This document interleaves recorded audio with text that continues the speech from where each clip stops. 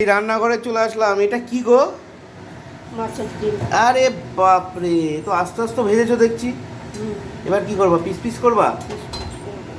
আরে বাপরে, তোমার চিন্তা করে এটা এটা পনিরের মতন লাগছে গো। হ্যাঁ, পনির কাটছো নাকি না মাছের ডিম কাটছো? মাছের ডিম। মাছের ডিম।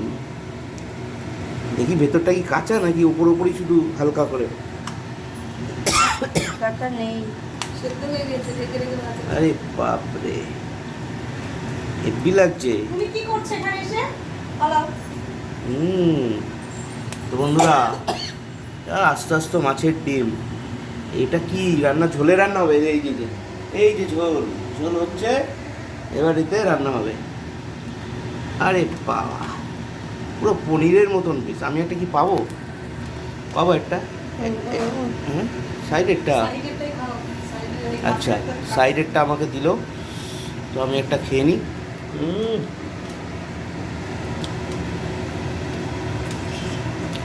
দারুণ খেতে।